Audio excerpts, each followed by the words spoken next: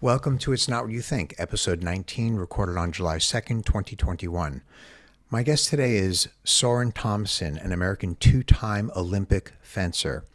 He represented the United States in the 2004 Olympics in Athens, and then 8 years later, after overcoming severe injury, he fenced again in the 2012 Olympics in London. Soren won a gold medal at the 2012 World Fencing Championships and too many other medals and world championships to list here. He was inducted into the USA Fencing Hall of Fame in 2018, was listed at number 61 in the book 100 of the Best Fencers of All Time. It was a lot of fun speaking with him and learning about his mindset while fencing and in daily life. I hope you're inspired and benefit from his conversation too.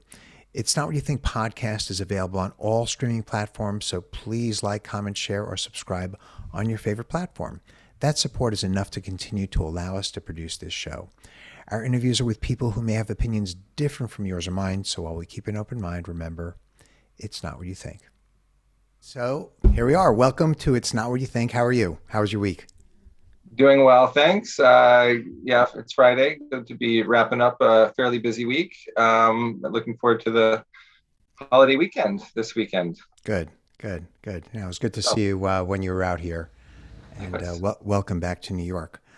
So, in everything we do, whether it's sports or cooking or just walking, our body and our mind participate together. Sometimes they do a great job and sometimes they don't. So I know you started your fencing career when you were 7. And just as a reminder, I do the intro and the outro after, so people already know your background. Okay. Some people forget and they have to start saying, well, I went to the Olympics, so I just want to let you know, everyone knows that at this point. Right. So I know you started your fencing career at 7 years old. Was there a point where you realized that your state of mind before or during a match was an important component for your success in fencing? No question. And if I look back at my career, the thing that changed wasn't necessarily when I started competing, understanding that it was important, but starting to understand that it was something I could control to some extent with my preparation rather than just have it, be a good day or a bad day. But, obviously physically, I wasn't very different match to match at that time or competition to competition. And mentally, that was the linchpin often for success versus, falling short of what I wanted. So how, I don't know if you did it when you were 7, 8, 10, 12, 14, whatever, but, what did you do differently? Did you sit, I'll be explicit. Did you sit, I meditate for 15 minutes before I go on the match? I kind of know you don't do that, but maybe some people do. I don't know. And at what age did you start to do that? Like, just for example, my 7-year-old, I don't have a 7-year-old, but when I had one, if he was on a baseball team or a basketball team, they went and they played. They did 5 minutes of warm-ups and then they played. And that was great. And that was fun. And that's very different than fencing and very different than martial arts, where in our martial arts class, we meditate for a couple of minutes before class and after class, and there's a lot of ritual involved. I don't know if there's also, in fencing, there's probably not ritual, there's more etiquette. But regardless, at what point and what did you start to do as far as the mind was concerned, before you fenced? A lot of good points in what you just said. So, just to maybe address a couple of them. Certainly, different people have different rituals. I think there are kind of basic ones that are understood to be, generally a good practice or kind of in recommendations from sports psychology and things like that, such as having a consistent warm-up that you do or routine. There are stories of really successful athletes eating, the same dinner before they compete throughout their entire career. It was actually an Olympic champion fencer who had the same dinner, and sometimes it was hard to find that food around the world as he was competing. But obviously he had a lot of success, and other people, even in a sport like baseball, so they were having the same lunch or something like that, 100 something times a year. It's a lot of commitment to that, but some people find that works for them. The warm up thing is something that I definitely do. Ways to be consistent and find benefit from that. Something that was more particular to me was something that I came across a lot later. I wish that it were something that I had incorporated or knew about when I was younger. I think I would have been a lot more successful. And even though I really liked fencing and enjoyed the sport, I think I would have even enjoyed it more than I did. And the main thing for me was incorporating aspects of the mental state that I needed to experience while competing in my training. And I think that there is often a mismatch between the way we prepare and the situations that we face in our preparation and those that we encounter in a competition. And fencing is a very technique oriented sport. So there's a lot of basically accruing or gaining this kind of esoteric knowledge about doing an action this particular way or that particular way. It takes a long time to get that. And I think for that reason, it continues to be the focus of training on throughout fencers' entire careers. That's how fencing is taught. And the thought is, well, if you were young and you did this pretty well, and the way you did it well, as you get older, you'll get faster and sharper and stronger. And so just do it more. But what I find to be helpful is actually incorporating more of these aspects of competing against someone else, meaning the things you don't know are going to happen and preparing for that rather than just gaining, a more refined technique or a more practiced version of the actions that you do. So that's really at its core what it is. I think there are a lot of particulars to it, but that's really the basis of it.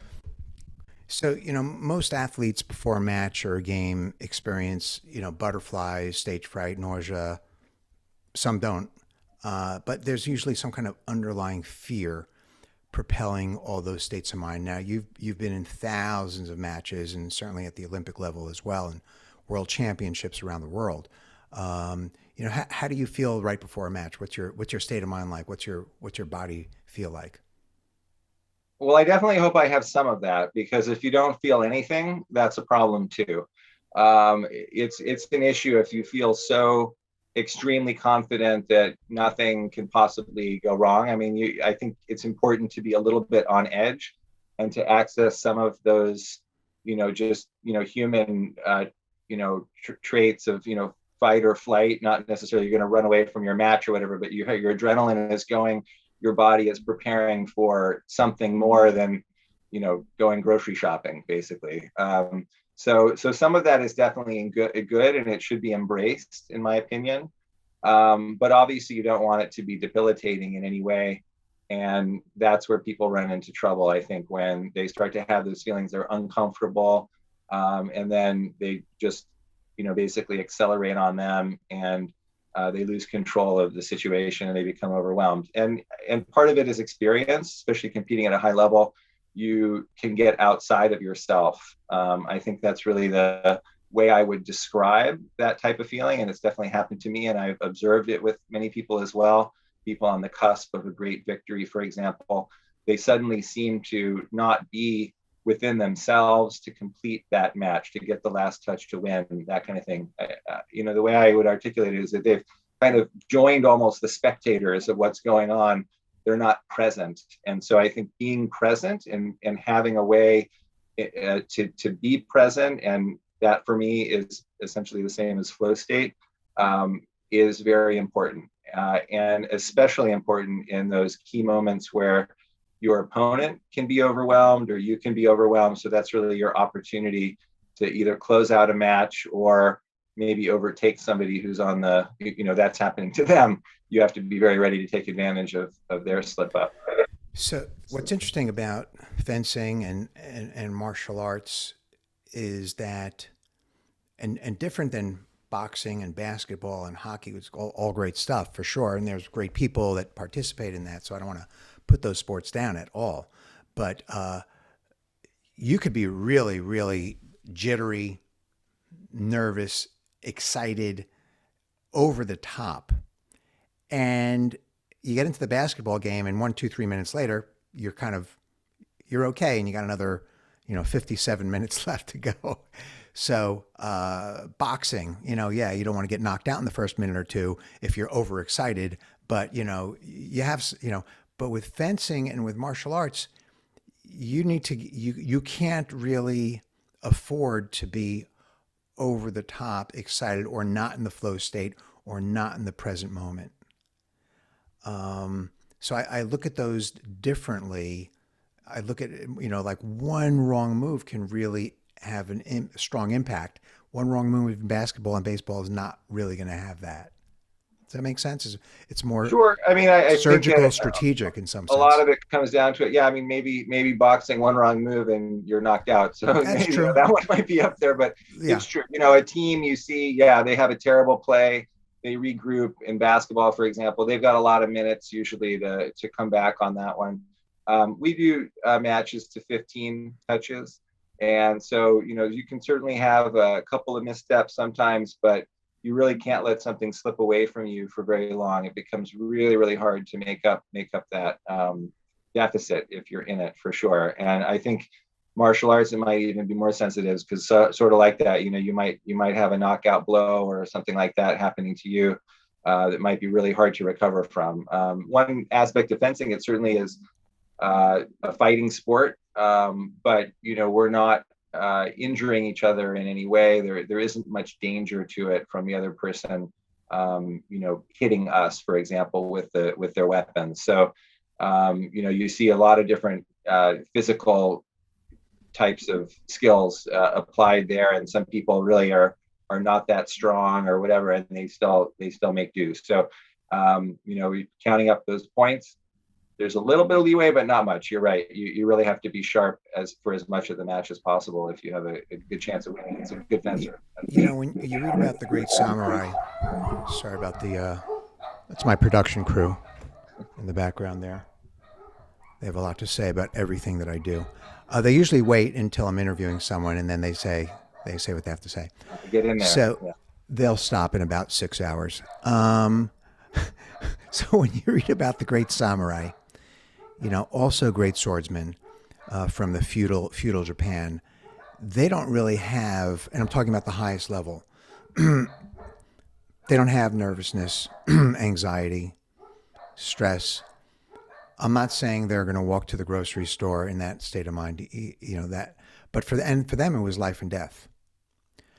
And they train their mind through many battles and a lot of meditation to be calm and maintain equanimity, while still being able to commit themselves 1,000% to the battle without hesitation in the present moment. And in fact, I look at that mentality as the mentality that you, because I've watched you and other greats exhibit in the match itself. And I know when I'm rock climbing, for example, before I'm climbing, I'm nervous. Once I'm on the wall, which is at its most extreme, dangerous, once I'm on the rock and I'm thousands of feet up, I am not nervous at all. Totally doing what I got to do. But what's interesting is, fear is based upon what we think may happen in the future. And the future's not now. So before the match, I just find it interesting. Have you seen or met people or had the experience where before a match, an important match, where you've just been totally, calm, equanimical. I know I got to do what I got to do, but you're not. I'm just curious if there's that relationship that you have during the match versus before the match. Yeah, I mean, in general, I'm kind of known to be a very kind of even keel athlete. Competing up or down, I try to have a similar approach, and I try to get to that state of being present. I think a lot of what we're both talking about is being present, not right. Being too caught up in the past, whether you had a success or a failure on a single touch. You don't want that. That can inform you. Definitely, it can help you develop a strategy or a way to approach the match going forward, and even what you're doing in the moment you're trying to be present in. But if you're too caught up in that, you're not in the match when you need to be, which is being present. Right. And if you're worried about the outcome, what you have to do going forward, then you're not present either. So I absolutely agree with that. And before the match, yeah, I mean, some people seem to, run really hot. They're running all over the place. They're jumping up and down, and that's the thing that works for them. Me personally, that's not really the way I am. I'm doing the preparation I do. So physically, my body's going to do the things I ask it to do to the best of its ability. That's sort of the baseline I want to have. And then I want to get into a good state of focus so that I can be as present as possible and give my best shot at both of those kind of analyses. I think it's important to talk about when to be present and when not to be. We have a time between touches, and that's a time when I go more the way I call it, kind of like the grinding gears type of analysis of things that are going on, right? That's the time to think, okay, this opponent of mine seems to really like doing this type of fencing, or when I do this, he reacts this way. Can I use that somehow going forward? That type of analysis that, you're really removed from actually doing anything. You're very much internal in your mind. So for me, there's a lot of being present. It's the fencing, it's the action itself, and then it's interspersed with other types of thought like that. And that's how I like to, move through a match, with different kind of analysis, the type of things that I need to keep track of. Even different things with the referee or things like that might be important that occur and I need to use later. So you're sort of preserving some of your mental bandwidth for that stuff. But when you're fencing, when there's sort of a danger situation, again, I use that euphemistically, the samurais you were talking about were facing real and actual danger. For us, we have to almost create a feeling that there's real risk there so that we can be on edge with our mental state and perform our best, I think. Yeah. Well, I think there is, in our mind, there's some risk in these situations because our ego's on the line. There's people watching, people all over the world are watching. And even though, yeah, maybe there's no physical danger, it seems like there might be, depending on how they can hit you with the weapon. People can get, I assume people do get hurt, but that's not so much the fear. I think the fear that exists before the basketball game, before fencing, is not so much, oh, will I get hurt? Will I live or die? But it's more like, I have this identity of being a great fencer. And is that apple cart going to be upset now? Absolutely. Or is my opportunity to achieve a new level of greatness and I'm going to just have regret around the situation Right, forever? I mean, right. that definitely exists. But I think the sport of fencing would be way different if it was real and actual danger. But again, there's something peaceful in sort of accepting what only what you can control, no matter what the real or sort of psychological risk, whatever that is, and getting to a state. And I think that it is important when you're facing those type of fears that you were describing, and those can occur in all types of daily life as well.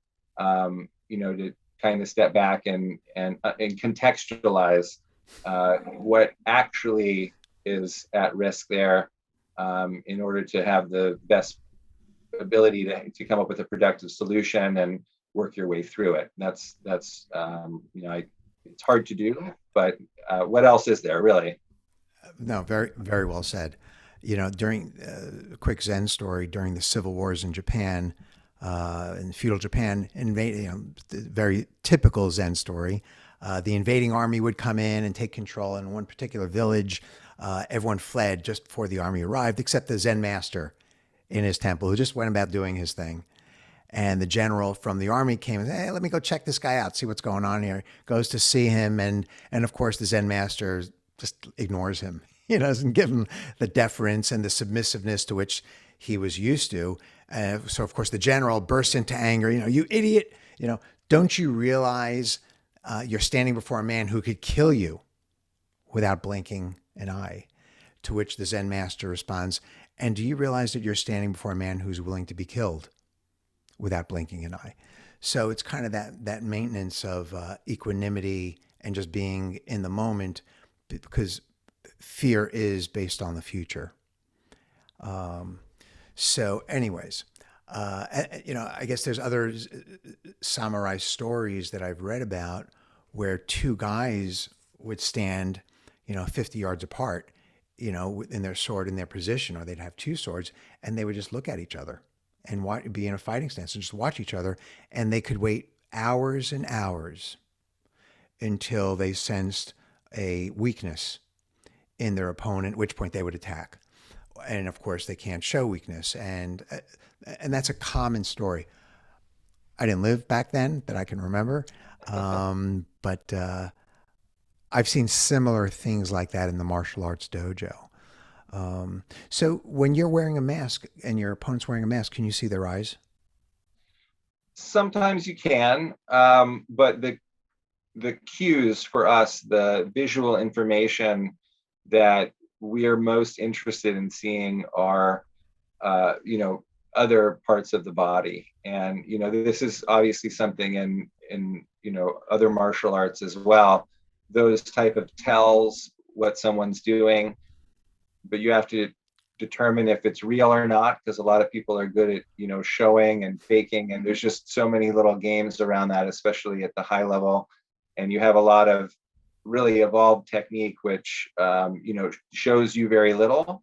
But then also you have people that, kind of flood you with visual noise so that they hide behind that. There are different ways of approaching that issue. But the eyes, I think if you're watching that, looking at the other person's eyes very intently, you're a little behind on what's happening. I think it's important to have somewhat of a softer gaze and be able to capture a variety of parts of the person's body and the things that you're getting from that in order to have it come back, through your eyes into your brain and then transfer to the reaction in your body. Well, if you're really staring at something intently, by the time you recognize what's happening, you're kind of behind. I think if you're really staring like that, you're not present, in my opinion. You're kind of captured by your stare. And I think, that's something if I, work with people or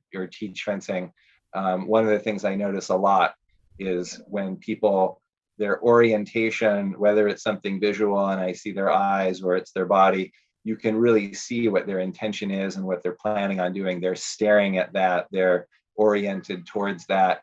And then obviously it becomes a lot easier to stop it if you can recognize that. Yeah, no, well said, and I'm glad you corrected me for how I presented that, because I think what we try to do is we just try to be an antenna, a radar. We use our eyes. We engage their. That's not the right word.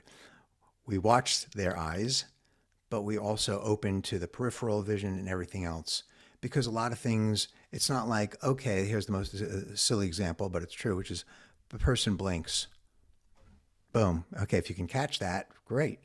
But sometimes there's something else coming through. There's their breathing, there's their mentality, there's a little bit of weakness. Sometimes you could see and feel things through the eyes that are not that are not really visual in some sense. But I think what you're saying is the same thing. Is yeah, you can gaze there, but don't get sucked into it because then you miss the big picture, the peripheral vision, which is just as important, more important Yeah, maybe. yeah, very much so. And I think that's right. Yeah, you can get those clues, those cues, those kind of thing, and you have to sometimes interpret all of that with a little bit of a grain of salt and have the experience and the wherewithal to say, you know, is that if it's a blink of some kind, right? Maybe it's an actual blink or something else that they're doing. Did they want me to think that? Yes, there's a little Right. game theory going on where you know your opponent a little bit, you feel them out over time. Especially in a fencing match, we've got a few touches to work with. So sometimes people race off to a start, they show you their three best moves, and they don't have a lot of depth behind it, for example. And so then you see the you know the deeper fencer, the fencer with the deeper game, able to solve those and use those actually skills against their opponent going forward. But yeah, I completely agree with what you said. It's very similar to what you described, in my opinion, the type of mentality and gaze to have your opponent in your in your visual line. So I am going to show how good I am on the computer by bringing up, see if this works. It may not work. I was going to say that I know that's not you, but I like that photo. Right, there we go. Let's see if I can make it bigger. Can you see it bigger? I can. Okay, Yeah. great. Yeah. So this is a guy, I don't know if we talked about him. His name is Very Al. familiar, very familiar, and Okay. certainly Right. fascinating sportsman and human being Yeah.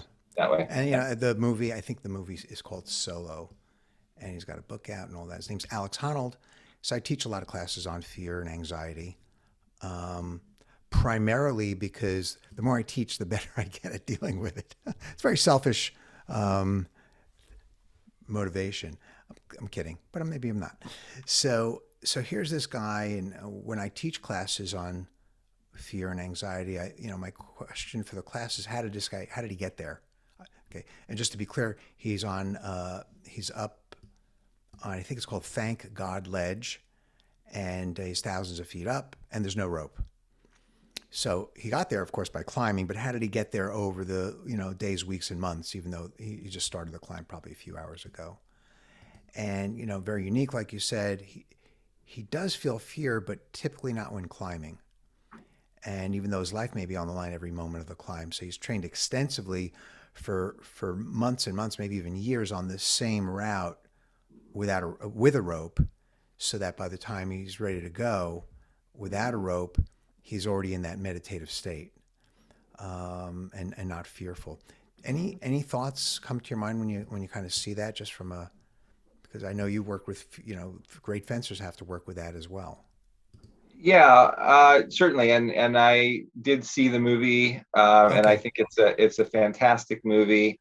I think his story is very impressive, which is, not to advocate that people should go climbing, Right. multi-thousand foot peaks without a rope or without safety. He's a very special individual, I think, in a lot of ways. But I think the most interesting part of his story to me is something that you just touched on, and that is the preparation. So um, it's such a key turning point. He tells a story, I think, in that movie, but also in other interviews, where when he first summited Half Dome, I believe it was, he did it sort of on a whim. I mean, he had been climbing, doing a lot of free solo climbing in the Yosemite Valley, and one day he just said, "Okay, I feel ready, and I'm going to go, and I'm going to summit this, this big, climb right now."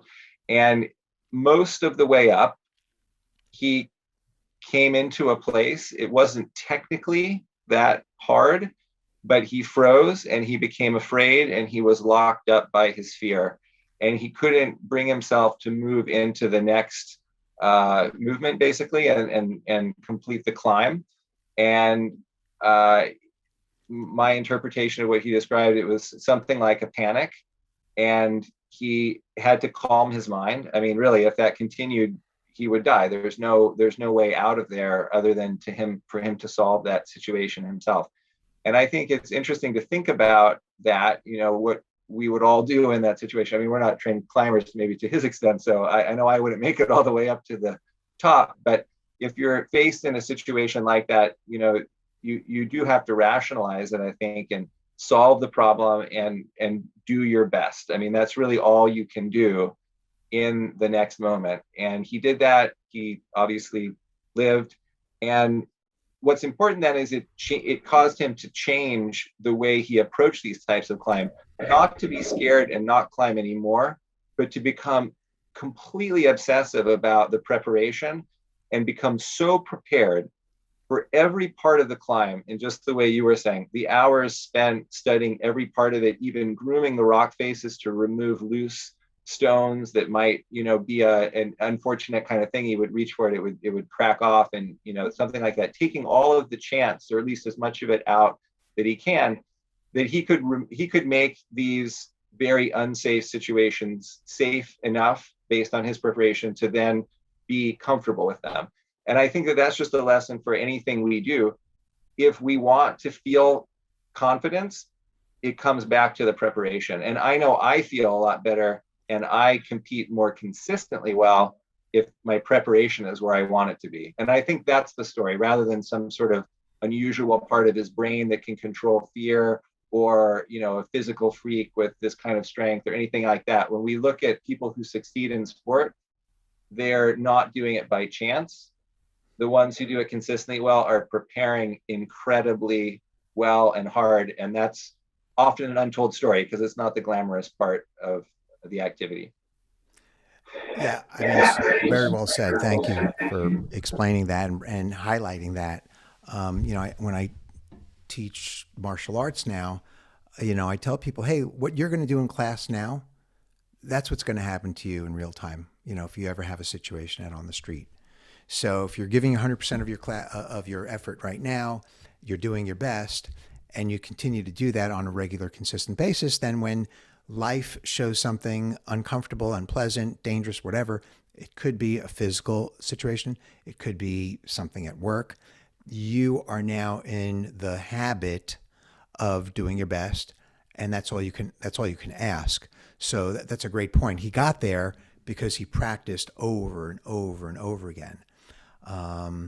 So I absolutely, when I start teaching that class again, I do mention that he practices, but now I need to highlight that because that's the real story. I think it is. And I think as an athlete, that's the inspiration that I draw from it. If he's facing death all the time and he doesn't want to die. So, it actually, his commitment to preparing is over and above, practically anything I've ever heard of before. But, that is a possibility. All humans who want to succeed at something could commit themselves as much as he does to whatever their activity or objective of choice is. Yeah, and let me see if I have one more picture of him. And there's also another aspect to it, which is that if it doesn't feel right, he he stops. So, for example, there's another great climber. Actually, I've heard the story from different climbers that do this type of thing. I don't know if you could see it large enough on your screen. Well, I can. Yeah, it's But terrifying to see those photos, but yeah. yeah, and also no rope. But there's some days that people go out and do this kind of thing, and they'll go, I don't feel right today, and they don't do it, or they'll go a certain distance up the climb and not feel ready, and they'll just down climb, which is also very, very need a lot of skill to do that. I've done a little bit of the stuff, but Which he did in the movie, right? The first attempt on El Capitan. You're right. He backed off. He backed off. He grabbed a rope or something like that. Yeah, he said, I'm not feeling it. And I think that is also, really exemplifies a type of being present mentally, where, if you are that internal to yourself, the external forces, the pride, the ego, whatever might drive you to push through because you think other people might judge you one way or another, it's not an element that's important to him. He can work past that. So in the case of those climbs, he had the camera crews there, and they were very concerned, and they talk about that in the movie, of maybe influencing him in some way, maybe right, moving him outside of his typical climb, just by being there or observing it, or him knowing they were there. And I think the vast majority of people would be impacted by something like that. But again, he can move past those very human emotions and feelings to be more true to what he's trying to do. And I think that's important for all of us in whatever we do as well. Nothing really matters except our best effort at what it is. And if it doesn't feel right for whatever reason, if it's being impacted by these external forces, then the best thing might be to accept that, move on, and have confidence in yourself to, make that up somehow later, or just recognize that it doesn't matter. Yeah, it's being able to contextualize it, like you said earlier, and say, hey, do I want to live or do I want to die? Or do I want to try to finish this climb because people call me a wuss if I don't? Okay, let me make a decision here and try to make it, of course, quickly and rationally. So anyways, I knew you'd have something brilliant to say about it. So you came through. Thank you. It's a So, great example to bring up. I think it's just such an extreme example on anything we do. It's very inspirational what he does, even though it's so scary to for see. sure. Okay, I think I have some other inspirational shots here. I don't know if this looks familiar. I love the shot. Actually, I found the shot and then I realized I think you're the guy on the left. I am. You're right, but it's still pretty cool I am. from a fencing I'm not perspective. leaping up. Yeah, that guy is. I'm trying to think where this was. Maybe this I think he's Italian. competition I I'm did. guessing. Is he Italian? Yeah, he is Italian. I think that's Pizzo. I think so. I think that was a competition I did that was sort of an invitational event in Naples some years ago. Did you win the touch? Do you remember it or not really? Oh, I have no idea. I have no I would just idea. say I yes. I might would have just been say there. yes. Of course, I won the touch. Oh I yeah. don't remember them that Oh specifically. sure. No, I won that one.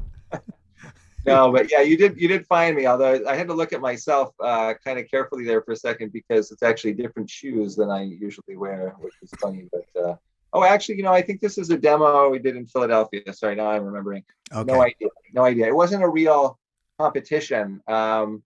And so that might be one reason why my memory is a little fuzzy because things like this that don't count for rankings or titles and stuff like that, definitely hard to get the same mindset for. Sure. Yeah, it's not burned in your mind because it's more for show type of thing. Yeah, for sure. But Yeah, that is a cool shot. Yeah, he did yeah. something more exciting for the crowd than I did, at least on that touch. Right, right, right. But next time we'll just say you're the guy on the right, and hopefully they don't see that it says Italia on his pants or something like that. I got to train you for these podcasts. If I say, "Did you get the touch on that?" Oh yeah, yeah, I got the touch on that one. Not a problem. Uh, so, do you ever experience fear? I'm sure you do, or anxiety, or stress. When you're not fencing in your daily life, and what do you do when you are aware? Most people out there are not even aware when they're stressed or they're angry. They just walk around and that's their life. But clearly, you're aware of your state of mind. So, what do you do when you're not feeling in the best state of mind? That's probably the better way to phrase it. I mean, it happens to everybody for sure. I mean, I find that that's usually the case when there's something important that's out of my control, basically. Something that is important to you, it's impacting you, and it's out of my control. If it's something that I can directly impact, then it becomes a different kind of exercise where it's sort of interesting to try to come up with the best solution or the approach, and I'm comfortable doing that. Even if it's a challenging problem to solve, it'll be an interesting process to try to do that. So it doesn't really make me anxious or fear or whatever it is. There I think are a couple things. I mean, I think people get really caught up in situations like that, and just understanding that whatever is happening, it could always be worse. I mean, people get really focused on how bad stuff is, and they often don't recognize how good things are at the same time. I mean, and there's an ebb and flow to what happens to people on even a moment by moment basis, let alone throughout their entire lives. So I think it is important to understand, well, what do you have? Like, okay, this other thing is out of your control. It's scary. It's terrible. Well, is it something you can change?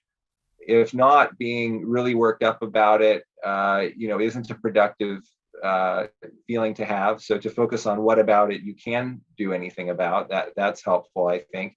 And then to also understand, well, what positive things do you have going for you to maybe address whatever the situation is, kind of like a capabilities based strategy. If I have to go and achieve this objective in business or something like that, well, what are the things I have to work with?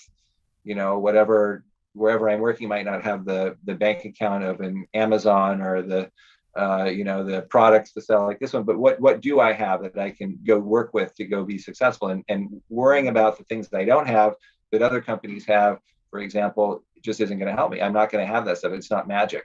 So that for me is always helpful, is just to kind of come down and distill it to the things that I can control and the things I have to work with, and trying to accept those things that I can't change, or that are just happening in sort of a random way that are out of my control. Go with those and deal with them in a productive way when I can be impactful. Yeah, no, that's amazing. And it seems to me now, of course, we know each other a little bit. You're actually applying the same, we'll call it self therapy, for lack of a better word, that you apply in between touches. It's like Yeah, that's the yeah. same strategy because I hear how you think about these things, and clearly it works on the it's on what do you call it, a mat? No, what do you when you Yeah, or the strip, the fencing strip, yeah, it or works yeah, on the strip. yeah. So, and which is a world class focus. So it's the same thing as works in real life as well. And it's easier said than done. In fencing too, some touches get away from me, and like, oh, I catch myself while I wasn't present there. How do I get it back? Factors impact you. Life is like that too. Nothing's perfect, but again, the more you can kind of analyze yourself to some extent, kind of get back to the things that you're comfortable with in those situations, the better. But not to say I do that all the time perfectly or anything like that. Nobody does. We're human. We have to accept that too. Right. And you have the benefit of 20, 30 years or more of applying that under pressure.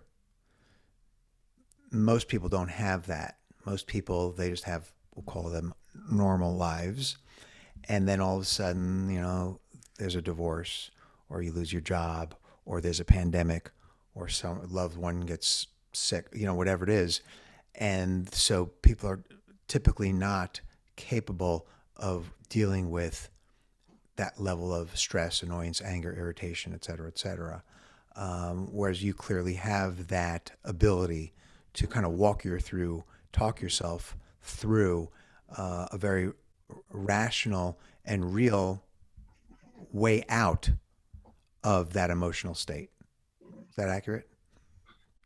Generally speaking, although I'm probably more world class at it on the fencing strip than In other real places. life? Definitely more trained at that, and life can definitely throw curveballs at you that it's hard to be prepared for. But I think that a lot of what you said is accurate, and having faced it in other high pressure situations, it's easier to contextualize and sort of take a breath and be comfortable and uncomfortable, moments in Yeah. other aspects of my life too. Yeah, something you mentioned earlier when you first started to respond was, hey, we have to look around and see what positive stuff we have going on. I went climbing this morning with a guy from Argentina, and a lot of people are dying in Argentina now with COVID, and he's been here for a year, and he goes, I love this country, America. He wants to live here and all that, but you guys have no idea how good you have it here. There you have, I don't know, it's pesos, but you have $1,000. You wake up the next day, it's worth 800, and you got people dying, and the government is ignoring the usual unfortunate way of going about dealing with a serious urgent situation. And he just says, you guys don't get it, because we worry about all the little stuff. Oh, I can't believe my wife brought home the wrong milk. Oh, damn it. Yeah, I'm gonna have to yell at her when she gets home. I'm joking, of course, It's but still, true. there's It's some of true. that. Yeah. I mean, how many extremely, even wealthy people in an objective way, right? Just relative to a lot of people, they're not comfortable, that kind of thing. It's easy to take for granted what you have, and to not be, very satisfied with things. And I think it's important to stay motivated to move forward with your life, and not to just sit on your hands and say, okay, well, I'm fine forever or whatever, right? It's important to be active and to keep finding things that engage you, and all of that. But that can also be, unhealthy, to just be obsessed with having things always be exactly like you want them to be, rather than accepting that there's surprises and things like that happen. And You take mean that into are you telling me I have to accept that not everything is going to be the way I want it to be? Is that what you're telling me now? You don't have to. but you may want to. We're going to have to think about that. That's going to be tough. Uh, Something I like to talk about is different types of motivation that people have. And so a lot of people have are very goal oriented, and we'll go extreme cases, goal oriented. I'm going out there today, and no matter what happens, my goal is to climb to the top of the mountain. My goal is to win this match. My goal is to make it onto the Olympic team. And then there's another kind of motivation, which is, we call it process motivation, which is, I'm going to do my best to get to the top, but I really want to be curious and be present as I make it way to the top. And some things are going to happen I may not be familiar with, but I'll just be in the present moment, and be curious about what's going to happen. And what I see with a lot of, because I do a little therapy with some people, and what I see with people that are extremely goal oriented is they're typically not happy. Why? Because if you don't make it to the top, maybe they are not ready. Maybe it rained. Maybe their partner was off. Maybe their elbow was bad. Maybe it could be 1,000 reasons they didn't make it to the top, and they feel bad about it and about themselves. And if they do make it to the top, they feel really, really good, but that feeling fades pretty quickly, and then they have to go do something else to go get that feeling. I speak from personal experience. So you could be on this treadmill, the mouse on the treadmill, forever. In my case, what I was doing was, I don't want to get too detailed about it, but I always try to climb a harder and harder and harder climb, which also includes just more danger. So we know where that can head. And it wasn't fun. Not that everything has to be fun, but that goal orientation didn't work for me. And now I'm struggling to become more process or orientation. But I still want to make it to the top. Don't get me wrong, because I'm competitive, like you are. But that is not the end all and be all. Do you have a sense of, what are your thoughts on that? I think it's just a massively important orientation to have, especially, for the long term. And it's been easier for me to understand and embrace having more of a process orientation, particularly, and this is when I started to coach myself and had some of the changes with the way I approach fencing mentally that touched on before. It comes back to a process orientation very much so. And so it was interesting how a lot of different ideas kind of fell into a cohesive place at the same time for me. And that was very interesting because I didn't necessarily go into that, endeavor or start to do that with those objectives in mind. So that was, some really interesting parts about it. Like, I didn't try to train myself so that I would be more present. I tried to train myself so that my fencing would make more sense to me versus the way I was typically being trained, if you will, by other people, or the way fencing is traditionally taught. And I started to recognize that there were discrepancies between how those skills were applied versus how they were trained. And so what I benefited from was a real change in my mentality, and it comes down to that. So I think one thing that helps me for fencing, or when I talk about this with people I'm training or something like that, is that rather than thinking about winning the match, people talk about get the next touch. Okay, we'll win that touch. Okay, well, what about the action that gets you the touch? There is some randomness to that. You can do the perfect action and your opponent can sort of, trip, and then you miss them and then they hit you. Who was right and who was wrong there? If you're just gauging yourself off of the touch being scored or not, you're then going to be doing your analysis with the wrong information. You're going to say, I did the wrong thing. Whereas maybe that was that fluky 1 out of 10 where it was the right thing. And you need to get back to your process. So you have to have that preparation that gives you a process that you trust, the training that you trust. It gives you the skills, mental, physical, to go and execute. But then you have to focus on the things that are important at that time. Winning and losing is in the future. The touch is in the future. So win that moment. So really moment by moment, there's something to win. And are you doing the things that put you in a better position than your opponent? And it's very much of it. You can sort of drag the match down to a level of like worse looking fencing, but maybe you have an advantage there. So contextualizing all this stuff, winning relative to your opponent, moment by moment by moment, and the more you can shrink those moments and win them all, you're going to be present and in process, and that's going to give you the best chance of winning. It doesn't guarantee you a win, but it's going to give you the best chance of winning, in my opinion. And recognizing that certain things are out of your control. So controlling and being aware and executing through a process and present, it all comes together for me as being very much related. And I'm going to add one more thing, which is when you are able to train yourself in that way, you're happier. For sure. And I don't Yeah. even like to use the word happy.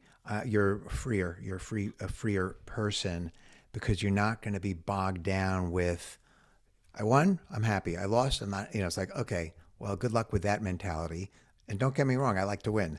But I would rather be able to come away something, hey, I did my best. I learned something. I was curious. I was present. And therefore, I feel good about that. That's all there is to it. Whether I won or I lost, I got to the top, I didn't get to the top, I'm okay. I'm good. It's Sure. But I so still want much to get more to the top. satisfying. And that's what I said at first. You asked me when I had started fencing like this, thinking about fencing like this. I was older. I had an injury. I came back from the injury. I was about 30 years old at the time. Is that right? Yeah, roughly 29. So I had a long career, over 20 years in the sport, and about 15 years at a pretty high level. Over 10 years on the national team, actually, before I even started to think about, fencing in this way or competing in this way. And it is so much more pleasant. I don't think I would be competing now. And I'm kind of winding down my fencing again, but I actually wasn't that far away from qualifying for the Tokyo Olympic team this year. Actually, through much of the qualification period before the pandemic hit, I was actually on the team, so in position to go to Tokyo, and things just sort of slipped away when they rescheduled those events and stuff a little bit for me. But I don't think I'd be successful, even in nearly the position that I was, and I wouldn't be enjoying it or wanting to do it if I didn't have, those changes to my mentality like you discussed right now. It's almost meditative. It's fun. Even the most difficult pressure, win or lose. Obviously, winning's more fun.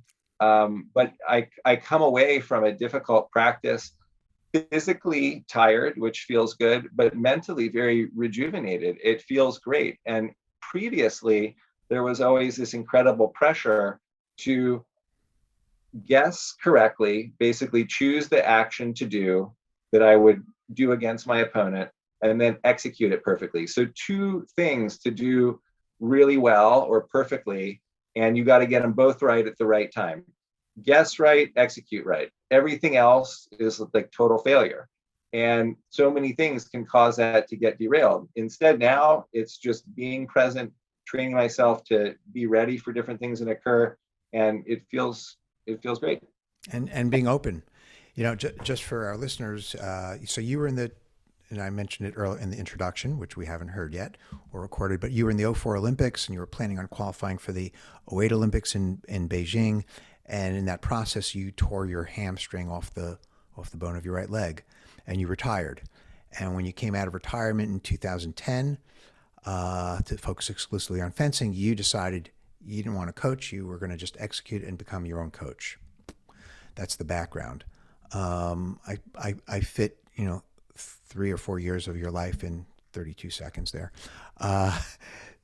How unusual is that to become your own coach? And not only that, but the proof's in the pudding, which is not only are you more successful in the sense because you then made the Olympic team in 2012 as being your own coach, but also it seems like you, and I know you, are happier, more satisfied, more grounded, more free. I prefer the word free or liberation than happy. Happy's a funky word. Um, so how unusual is that to become your own coach? Extremely unusual. Within fencing, I really don't know of any contemporary examples of people doing what I did.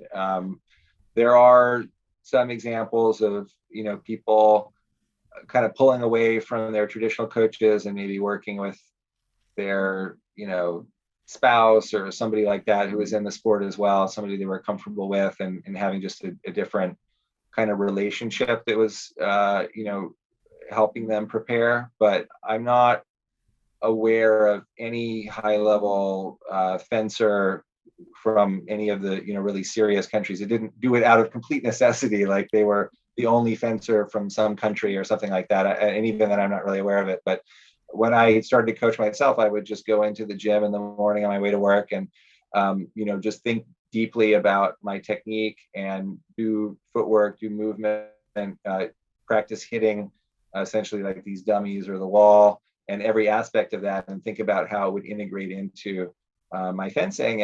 And by doing that and then structuring some drills that brought like a coach-like person, but I would basically tell them what to do. It's just a stand-in for the opponent for these situations, and then sort of pursuing it even further with that.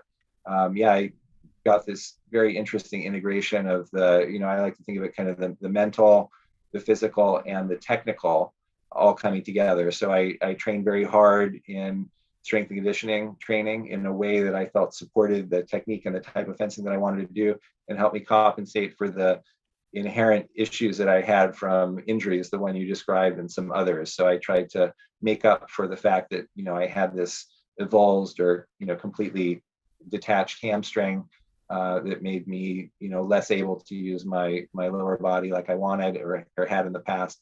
And then these things kind of came together and coalesced into again just a way to fence that was really successful for me and really fun to do. And Wow. fun isn't the best term, I agree with you, but it's hard to choose the right term. Very satisfying, just mentally and physically, I feel great when I do it, and in the past, that the mental pressure of, again, guessing right, executing right, having to win, all of that stuff takes more of a toll on you, and you don't even realize the other way, until you start to move in that direction. But for me, it took a really significant accident. I had to take a step back and even acknowledge that I probably wouldn't fence at the high level again. I made that decision, and then through just happenstance, I became open to it again and took this route. And I'm really glad I did. It was like I had a hypothesis, and I did the work to see what would happen, and it was a very satisfying experience. Yeah, and the proof there is not just in the fact that you made the Olympics again, but that you just feel better as a athlete, as a person, as a human being. So, and not only that, but to put it in perspective, from what I know about the fencing community, I would think there was a lot of pressure, if not voiced explicitly. What's this guy doing? He's coaching himself. What an idiot. you know, Well, yeah, I mean, I people mean, thought I was crazy to yeah, come back exactly. even when I did, I was, fencing isn't a big sport, but people in the US who know fencing, I mean, I was a well-known fencer. I had a reputation for being successful. If I had retired at that time, nobody would have held that against me. They would have said, oh, Soren was a really successful fencer, really one of the best. Recently, he had these records. He made the final at the Olympics for the first time since anyone had since 1956 from the US, and he was the first to make a top 8 at World Championships, and these kind of things. I would have my place in fencing. There appears to be only risk for that reputation going in and then failing, but that wasn't a big part of my calculation at all. And even the potential to add on to my legacy or record or whatever you want to call it, that didn't factor in much either. I just thought it was a fun and interesting process to undertake to see if it would work the way that I thought it might, and to test these ideas I had and to say, wow, after a couple of decades in the sport, I mean, way past that 10,000 hours threshold, right? I mean, it was a lot more than that I had invested. But to say, wow, I'm actually realizing I can approach these aspects of fencing that are just dogma. I mean, this is how it is, and pick it apart and say, well, actually, these assumptions have flaws in them. Can I create an approach to fencing that capitalizes on it, especially because my opponents are going to be doing those things? And that was really the kernel of the idea that I built upon in a multifaceted way, and that's what it became. Yeah, and it gets back to the whole process orientation. You were curious. You was let me see if let me figure this out, as opposed to starting with the end result, which is I want to make the team. Here's the bouts I have to win. I mean, to some degree, you have to do that, but that was not the driving force. The driving force is, oh, I injured myself. I want to get back into this. How am I going to train myself? Do I want to use a coach, or do I want to go test these hypotheses? And I would have used a coach, except none of them had any idea what I was talking about. And they said, well, that's not how fencing works. So I said, well, I guess I better, if I have any conviction around these ideas myself, I'm not going to just reject them and turn myself over to a coach who's training, good 15-year-olds. I mean, I'm trying to be at a different level than that person's really engaged at on a continual basis. And so I said, this is an interesting challenge. I'm gonna take it on. But yeah, I mean, everything that you said is very accurate about that. It's process oriented, and if you undertake these endeavors, I think for the right reason, they have a lot better chance of being successful. And I'll share that even within that season. So when I started to do this, I started kind of in the late fall. I entered some tournaments. Again, people were very surprised to see me. The path to qualification was extremely narrow, and there were others from the US who were way ahead of me. So the possibility of passing them with where I was starting out with my ranking was really low. I mean, it just seemed impossible to, people looking in on the outside. But again, that wasn't what was motivating me to do what I was doing.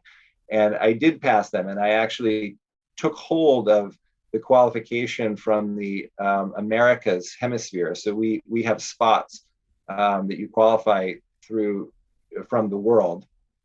And I took the leading position from the third tournament, I think, that was held. And I never gave it up. And so I went from virtually unranked to seventh in the world in the qualification period. I also haven't seen anybody, first of all, come back after basically stopping like I've had. I've seen a number of people, even decorated Olympians and top champions, try, but I think they come back chasing the glory that they had before, rather than, again, with this type of approach. And I think that's one reason why it's hard for them. It's, everything is disappointing, everything is pressure, everything is not living up to the expectation you have, which is, pegged to some, past experience and your, again, your reputation, which is a totally artificial thing. And I also later in that season, I developed some new injuries. Actually, I trained too hard and didn't recover well enough, and I had to fight through them. And so I actually sort of slid down and had a very unsatisfying Olympics because I couldn't walk very well. I had these, anti-inflammation and painkillers and stuff. It was just sort of a disaster event for me. There's a lot of good things that happened in between, but that was a disappointing way to end it. And I think having had that success and then even kind of chasing it, it was hard to maintain that mentality even throughout the season. So I, even within that season, I had, certainly highs and lows. And it's a struggle all the time to do it. But I did touch and approach this feeling, which I really would say is close to my actual potential. And I won a lot of matches against people in that season. I fenced in point earning events. So in the matches that mattered, I fenced the people who were in the top 4 of the Olympics ultimately, a total of like 5 times or something like that. I won all the matches. including to win the championships of the Americas a couple times against the eventual gold medalist, and then the guy who got fourth place as well, and things like that. So I had, really a lot of highlights, and it was just so exciting. It wasn't even about the results per se. It was my idea worked. That was what was the most exciting thing. Right. And the people that you mentioned that want to try to make call it a comeback to chase their former glory, even if they had succeeded, I hope they did, because that operating system of chasing a goal is so ensconced in people, that's still going to be there when they're post Olympics. And that is a recipe for feeling, for not being happy or for feeling constricted Yeah, or. for sure. Yeah, for sure. Yeah, I think, like you were saying before, reach the peak or not. It's a very binary thing, and your expectation, of course, when you undertake something, is to achieve the goal. So you're really either neutral or disappointed. There's not a lot of upside for you if you have, a purely goal-based approach to things. It's hard. I think psychologically it takes a toll. It can be exciting. I, again, am motivated by goals too. When I enter things, I want to win. And if I don't, there's an aspect of me that's disappointed, but I can find things that I learn from and that are satisfying, even in something that could be described as a failure. And that helps a lot. Yeah, it's internal motivation versus external motivation. External motivation is I either make it to the top or I don't make it to the top. I either win or I don't win. Internal motivation is, am I in the moment? Am I free to be in the moment, or am I fighting these external restrictions that I put on myself? Same thing here. I got a lot more out of, I hate to use the word failure.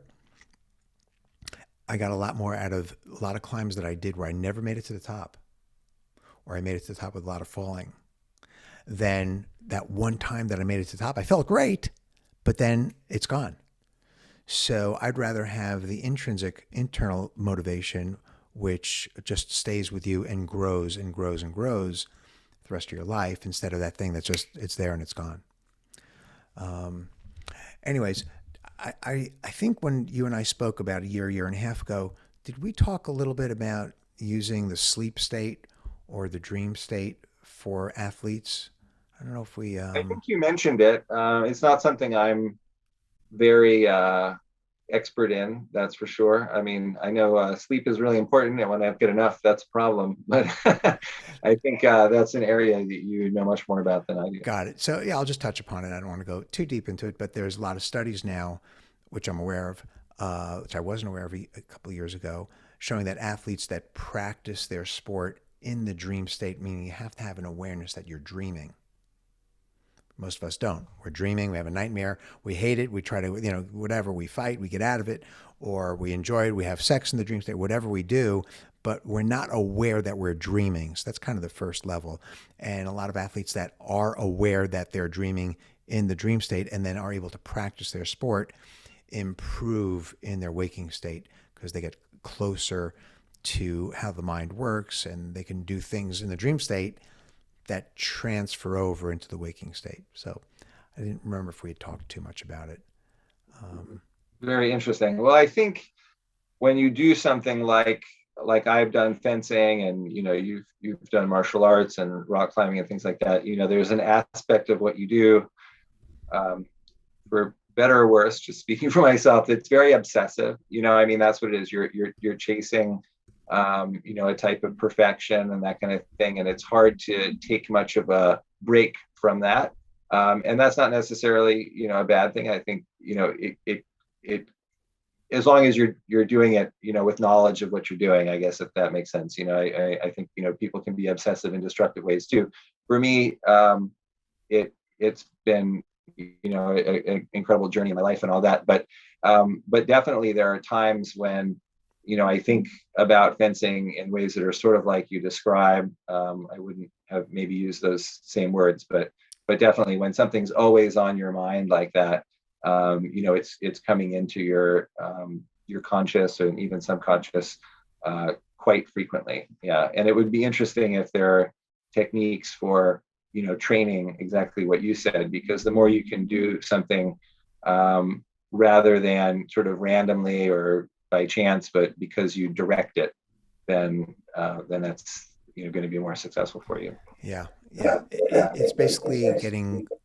It's not unlike meditation or hypnosis in some sense, where you're getting closer to the mind and its potential, and being able to overcome what we would call illusory restrictions on our lives. Because in the dream state, you can do anything you want. Um, so, but that mentality can transfer over into the waking state. So, well, we can talk about it more offline. So, who are your heroes, alive or dead? Fencing, non-fencing, doesn't really matter. Who do you look at and wow, that's Well, I think there are a lot of interesting people. I think people who I've enjoyed reading about in their lives. There's been some very interesting biographies about Teddy Roosevelt that I've enjoyed reading, and I think there's been some interesting lessons from his life, especially actually when he had a lot of his wife died actually, and he sort of retreated from public life and other things he had done, and then came back and rose to even higher levels. I think there are some interesting stories from people who have done that, and just kind of thinking about what makes his story much more compelling. That might be part of it. I don't think we would talk about him very much or know about him very much if he hadn't had that toughness to recover ultimately. So it took him some time, but that makes his story much more interesting. And I don't think we necessarily think about that when you just think of him being as president, but he could easily not have. He could have chosen not to take that path. In the sports world, I think a really interesting biography is actually Andre Agassi's Open, his book Open. I don't know if you've read it or not, but it has a similar narrative in the sense that he was this hotshot, trained, but by his own description, really for the wrong reasons. He was forced into the sport from his father, who was, abusive in the way that he compelled him to train and pushed him to succeed. It was all goal oriented, and he fell out of the sport, had all kinds of personal issues, fell out of the ranking, and actually came back with some mentorship from some other coaches and things. And one of the things that they talked about is winning ugly, meaning it doesn't have to be perfect all the time. You're approaching that kind of grinding and what I say sometimes in fencing, like embracing the chaos that can happen. There are things that are out of your control. If that crushes you psychologically, if suddenly you're used to training, perfection, all the techniques are just the way you practice them with your coach, and then they're not happening for you, that can be a really hard state to deal with mentally. He changed his approach and then again went on to some much higher highs in his career than he would have had otherwise, and that really cemented him as one of the greatest all time. And I think it changed for him his relationship with tennis, made it much more positive as well. So I think that's an interesting story that touches some of the things we discussed. yeah. I think there's a lot of stories like that in the professional sports world, not just the part of being pushed by the parent who wants to do it for their own reasons, but also this requirement to get it right and to win. And that's a battle no one's ever going to. Yeah, you might win the tournament, you might be this, that, and the other thing, but you're not going to win up here because you're going to just be forever on the highs and lows. And then what happens when you retire? You can't win anymore, or you get older. Yeah. So it's a lose-lose situation. But yeah, Andre Agassi, I definitely know about his story. I didn't know about Teddy Roosevelt. I knew a little bit, but not. That's tough also when you're on the world stage to make these changes or decisions, or to make a healthier decision, because you have this illusion, maybe it's not an illusion, that the whole world is watching, which adds a level of pressure to you psychologically. It's huge. It's huge. So, Yeah.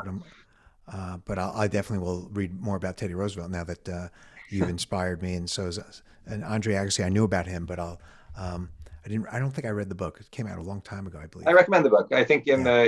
in sports, it's one of the best books I've read. It surprised me. I wasn't a particularly big fan of his when he played or anything like that, but I thought it was a well-written book, and especially from the perspective of an athlete having done that and been through that, he's much more honest, and I think that that's reflected in the title.